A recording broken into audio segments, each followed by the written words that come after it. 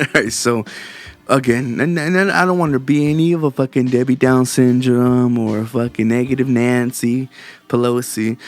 So if you are, well seasoned, and that's what we'll call those folks, well seasoned, there are a lot of life lessons that maybe we can take from these seasons, because again, everything, history has a way of repeating itself, and if we're lucky enough to be there on the next loop-de-loop, hopefully we know how to handle it. Hopefully we can perfectly execute and set up for the next time this bitch goes for the fucking slam dunk or 3-point shot or whatever. I don't use sport references. I can give a fuck about sports. That shit's gay.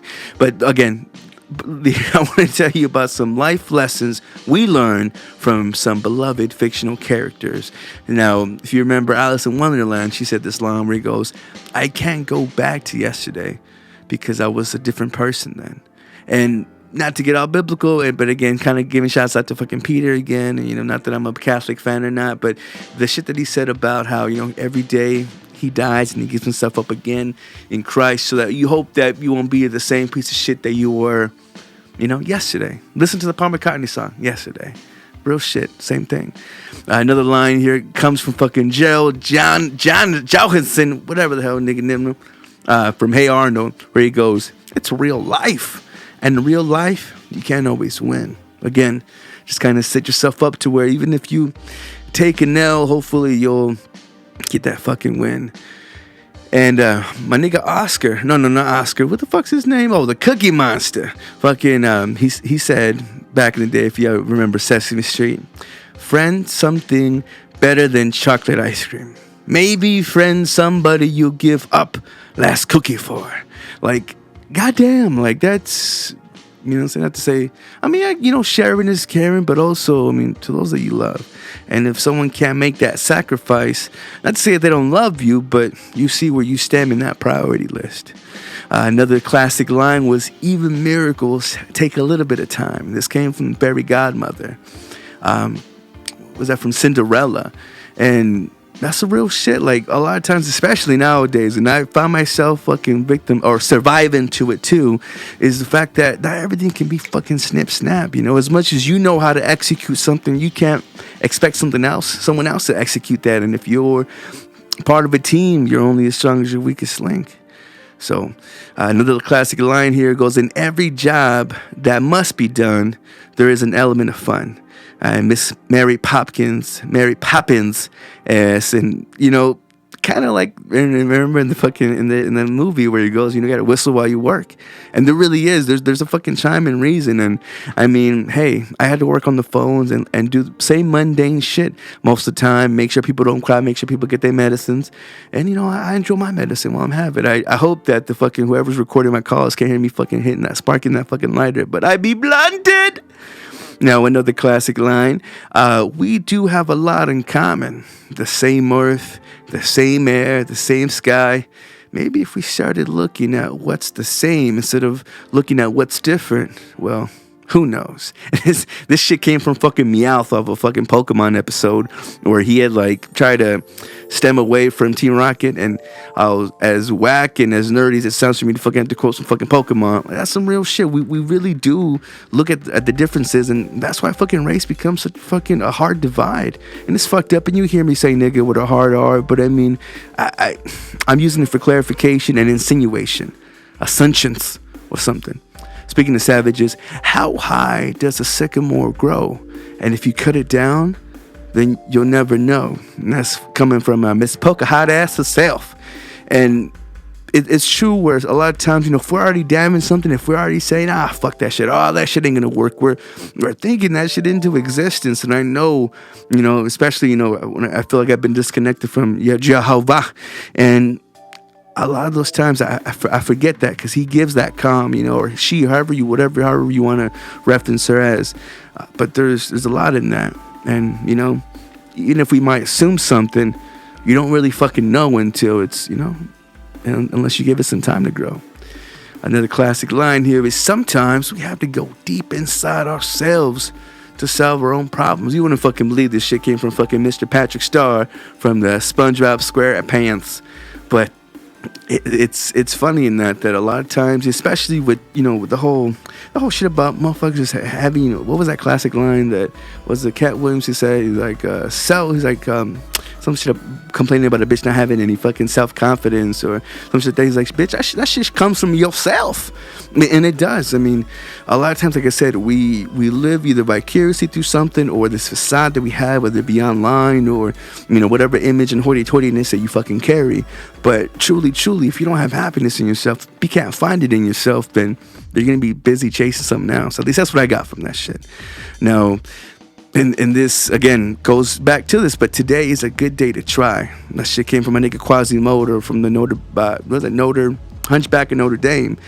And it is, a lot of times especially I struggle with this shit the most when it comes to this dieting shit, man. Because I've gotten the most plumpest and roundest that I've been since, I had to, literally chase a dyke of a mountain just to be able to win her love. And you really, and if you're in part of Weight Watchers, my fat ass has been, it's one meal at a time. And really, you won't find out unless you try. And don't give me that next Monday bullshit, because next Monday comes all the fucking time, but nigga, you skipping the whole weekend in the middle of that shit. So con cuidado. Another thing is the things that make me different are the things that make me. Again, and even this kind of comes to, when motherfuckers are negative and mean, like, there has to be an arch villain. You know what I'm saying? Jesus wouldn't have gone to where he got to if there wasn't a Judas to fuck him over. Not to say that gives him leeway, but there's a time and place for everybody. And that shit came from Winnie the Pooh. So shouts out to Pooh. That's been my favorite character, not just because my t-shirts fit the same way. But Miss Snow White, she had said, "You're never too old to be young." And if anything, this is kind of why I feel like I love having boys so much, is the fact that I even though I want to relive it, it's fucking beautiful to see them, fuck with something that that I had and I carried it in my youth. And except one of the biggest factors and one of the biggest selling factors, especially now that you're seeing 90s being the biggest trend, and I'm gonna be scared when the 2000 new millennium bullshit becomes a fucking trend and the Jinko jeans come fucking back. But a lot of times though, you are never too old to be young again and to be able to enjoy those things. And if it takes nostalgia to bring you back down to reality or bring you to a happy place, I mean, you don't want to be stuck in the past, but you can't let your age stop you. I mean, shit, there was some fucking 86, 90-year-old people that are fucking barely graduating with their masters. Are they gonna fucking take that shit to them with them when they die? No. But they're gonna just have this knowledge either they can hopefully pass on, or at least show that it's never too late. Cause shit, we might not have Medicare to take care of us when we're older. Shouts out to Snow White. And another classic line was, "Venture outside your comfort zone, because the rewards are worth it." And that shit came from motherfucking Miss Rapunzel. And it really is like we build a lot on our strengths, and it's good as a team to rely on our strengths. But when you use that and you flex it all the time, shit's gonna be so easy. You're never gonna really grow. Nowhere you're gonna fucking sharpen your weaknesses because you're fucking stuck in this comfort spot. And I remember too, one of my closest homegirls, and her baby daddy, who she was like on and off with for like 8 years, until she finally said, "Fuck it, I'm gonna do the old keep a nigga baby trick," and it didn't work for her. It's because she stayed in this comfortable spot that she just never left, and because of not leaving and treading the water, she was never really able to find something new, and it kind of fucked her in the end. I mean, although she's happy and she's so proud to be a mama, it's just that she could have held out a little bit, and maybe had it with someone that she loved or someone that was ready to build something with her. So it takes a great deal of bravery to stand up to your enemies. But it's a great deal more to stand up to your friends. And that came from Mr. Albus Dumbledore, my nigga from the Harry Potter series. And that is a big thing, because a lot of times, especially if you're surrounded by yes men, that shit does not help you grow. And although it might make you feel better, again, it's not really helping you. You just on some petty, selfish shit at the time. So really, you got to be able to stand up to, you got to be able to even, to look out for your friend. If you really love someone and they're making a fucked up decision, as uncomfortable as it might be, and as much as they might hate you at the time, when someone needs something, you gotta, don't be afraid to, to be real.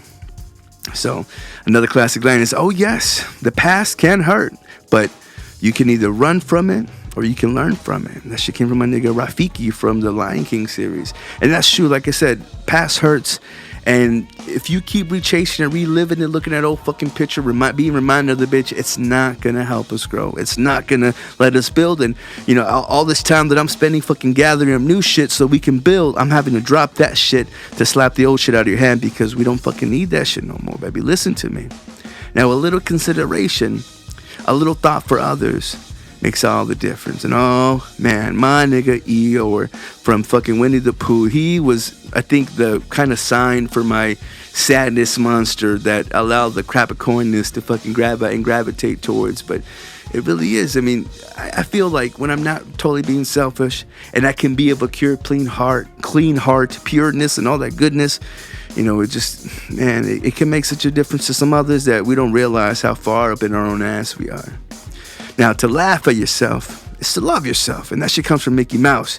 And fucking hey, because that's where it starts at. If you can't love yourself, and you heard the shit, how can you love others? I mean, you can lust off of others, you can be filled penetration-wise by others, but I mean, that shit ain't gonna last that long, for as long as the sex lasts. And you're lucky if it does last a long time, but even then, it ain't gonna last long, theoretically. Now, a shell of an oyster only hides the pearl inside. And that came from Mr. Samurai Jack there. And that's one of the biggest shits, too. A lot of times, you know, especially because we build this wall, we built this, you know, defensive mechanism of sorts to keep people away or to keep the same people shackled in. I don't know. Take that for what it is, all right? And this next fucking line comes from Edna Mode. I never look back, darling. It distracts me from the now. And if you remember her, she's a little hairstylist, costume attachment lady from The Incredibles. She was the shit. And again, to get biblical again, I think it was, who was with Lot? Who was his uncle? The nigga that went to down to Sodom.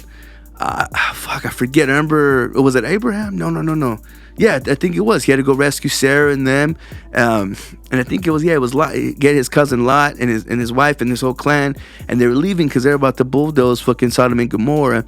And this nigga, and God even had to warn him, you know, do not look back. Don't fucking tread on that shit. This bitch looks back and she turns into a pillar of salt. Now, whether that was just a metaphor for her getting lost in the sauce of shit, I mean, again, don't look back. If there's a beautiful, more brighter future, why would you look to the disgustingness of what hurt and what's definitely not good for you? So, another line here from my nigga Stitch, from Lilo and Stitch. Ohana means family. Family means no one gets left behind or forgotten. And this bitch must have looked at the fucking fantasy rapers that were chilling out there fucking Sodom. So this bitch looked back and bam! Nigga, it all makes sense. Now another one here comes to one of the most rarest of Pokemon here, fucking Mr. Mewtwo. I see now the circumstances of one's birth are irrelevant. It is what you do with the gift of life that determines who you are. And fucking hated that shit hit me, because a lot of times, you know, as much as I want to be fulfilled with Christ and fucking, you know, direction and light and, you know what I'm saying, pure raw love, you really, I mean, even in your most darkest of shits, you don't want to fucking live no more. And I can be just the whiniest bitch when it comes to that. Like, as strong as I am, sometimes ego or emotion can be like a fucking balloon, and fucking someone popping it can just be my will to live. And it just fucking, I lose it when some shit just pops up. You know, I keep it to myself. I try not to let that shit affect others, you know, but inside you killing yourself when you allow for that. So really, you can understand that for as long as we have breath, for as long as we have the ability to change something, there is time, you know. I get really upset when I see old bitches fucking barely even know. They just old bitches because they ain't doing shit. And, you know, they get mad that, or they feel like it's over and they're going to write the coattails or something. No, don't do that, bitch. You still got time. You still have, you know what I'm saying? If not, you know, for yourself, then to build for others. If you feel like, you know, you don't have nothing for yourself, then help others. That's the least you can fucking do. Keep the train rotating. And I'm sorry to be so fucking preachy, but goddamn, these old cartoons, they speak to me, and I hope they speak to you. I really hope that they do. All right, so in this whole realm of just, you know, being able to LIVIN, you know what I'm saying, to keep on living, I fucking hope that Iran doesn't fucking blow us up. You know, I know that they were doing the demolition missile testing bullshits, and Trump was hella quick to fucking fire back with the Obama was real nice to you, but I'm not kind of fucking tweets, which just lets me know, like, goddamn, like, we're fucking, our president has Twitter fingers. Like, it was one thing when we were clowning Meek Mills for doing that shit, but our president, Mr. Donald J. fucking Trump, That motherfucker. Lord Jesus, help us. So in the realm of all that, what did they used to do back in the day before they, I don't know, gave up the most perfect being known as Yeshua? They fucking used to burn virgins. You know what I'm saying? They used to make sacrifices. They used to, you know what I'm saying, really give to the gods, these dedications and these perfect, lameless things. And I'm kind of the same. I like to keep the tradition alive. So, everybody, it's time for dedication. Alright, so now ever since I became a Muslim, now, not the bad ones, but the good ones, the one that I like a lot, I kind of became quite the Captain Safe and true to form. No matter how strong Superman is or was, he usually only saves one bitch at a time. So now that either means that he that likes to wrap his arms around him on some spoonish because he's a romantic type, or because his X-ray vision let him see the wicked bones of a bad bitch, and he came for the righteous, not the ratchet. Jesus came for the ratchet. So unfortunately, it's just I ain't finna die for you. I came to the conclusion there's going to be 2 sacrifices. One for the sun, one for the moon, day, night, burn one, save one, go. Alright, so I'm definitely going to save the best for last. So in that case, it's burn the baddest bitch first. And I dedicate that to Summer Rae. SOMMERRAY. This bitch, I'm not too sure if she was famous or most popular on Instagram, but I know she has one by that name again. I think it's Summer Rae Officials FB.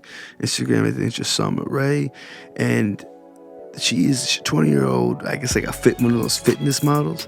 And I laugh because she quoted Jeremiah 29:11 along with dreams don't work unless you do. And obviously her body definitely showcases some work that she done put in. So she definitely is very well deserving. But I crack up in a way because as much as, I would look at this, I'm burning this bitch because she's just putting it all out there. Not to say you can't be proud of your body, but man, is she putting the lust into the hearts of men and bitches who look after this. And I'm sure it's meant for inspiration. I'm sure it's meant to, they say, look what I can do, but just you really putting it out there. At first, I didn't know who she was because I originally saw a picture, and if you're looking at the video, you're going to be able to see some of these goodies that I'm sure she's going to copy and paste into the video. And there's these pants that they're just like literally her body was sucking them up. And that shows a lot of dedication to be able to really put your, put the diet to the test, put your body to the limit to be able to emphasize and showcase these shits. Now, has she had surgery? I don't fucking know. I really don't know her shit like that. But if it came from just working out and being about it, then goddamn. If it's on some shit that she just bought, well then fuck her. And I'm glad that I'm burning it. Made the fucking cellulite fucking screaming into the, not cellulite, whatever the hell injection shit they put into the bitch. But let me go back into quoting fucking Jeremiah 29:11. It goes, for I know the plans I have for you, declares the Lord, plans for welfare and not for evil, to give you a future and a hope. So again, she's definitely showcasing that hope. It looks like a beautiful journey, and I'm sure y'all can slobber and fucking stare at those pictures for hours and wonder where her them sweatpants disappeared too. Like I said, it was just this one fucking picture that done got me, and I thought, Lord, to myself, Jesus, how is that possible? Is that shit painted on? Might as well have been. So, I'm sorry, baby. You definitely did a whole lot. You need not do more. Push into the fire, you go. God bless. But definitely, more so, God bless Dessa, and spelled Dessa. Now she's this Filipino singer who I guess she's best known for the ending thing of some kind of Filipino soap opera called San Ka Man No Rodrun with Carol Banawa.